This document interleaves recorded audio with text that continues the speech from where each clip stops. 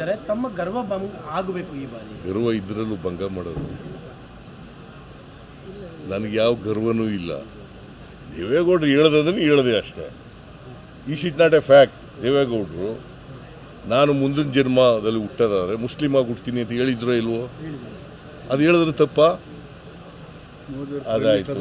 ಮೋದಿಯವರು ಪ್ರಧಾನಮಂತ್ರಿ ಆದರೆ ಈ ದೇಶ ಬಿಟ್ಟು ಹೋಗ್ತೀನಿ ಅಂತ ಹೇಳಿದರು. ಅದು ಹೇಳಿದ್ರೆ ತಪ್ಪ?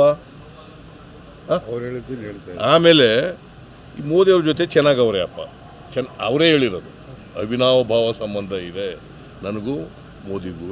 ಅದನ್ನು ಹಾಗಾದ್ರೆ ಬೇಕಿದ್ದು ಮಾಡಿಸಿ, ಸುಳ್ಳು ಯಾಕೆ ಹೇಳ್ತೀರಿ? ಮುಂದೆ NDA ಬಂದರೆ ಮಾಡಿಸ್ತಾರಂತೆ, ಈಗಲೇ ಮಾಡಿಸ್ಬಿಡಿ. ಚೆನ್ನಾಗಿದ್ದೀರಲ್ಲ ನೀವು. ಅದು ಹೇಳಿದೆ ನಾನು. ಇದು ಸತ್ಯನ ಗರ್ವನ? ಇದು ಸತ್ಯ ಹೇಳಿದ್ರೆ ಅವ್ರ ದೃಷ್ಟಿನಲ್ಲಿ ಗರ್ವ, ಸುಳ್ಳು ಹೇಳಿದವರು ಅವರು.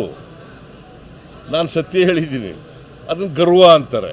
ಏನು ಮಾಡೋದಪ್ಪ? ಗರ್ವ ಅಂದ್ರೆ ಚಿಂತೆಲ್ಲ ಸತ್ಯ ಹೇಳ್ತೀರಾ? ಗರ್ವ ಅಂದ್ರೆ ಚಿಂತೆಲ್ಲ ಸತ್ಯ ಹೇಳ್ತೀರಾ? ಏನೋ ಸತ್ಯ ಹೇಳೋದೇ ಗರ್ವ. ಅದನ್ನೇ ಸರ್, ಹಂಗಂದ್ರೆ ನೀನ್ ಪ್ರಶ್ನೆ ನನಗೆ ಅರ್ಥ ಆಗಲ್ವೇನೆಯ? ಕೇಳಪ್ಪ. ಸತ್ಯ ಹೇಳೋದಿಲ್ಲ, ಗರ್ವ ಅಲ್ಲ. ಅವ್ರು ತಿಳ್ಕೊಂಡಿರೋದು ಹಂಗೆ.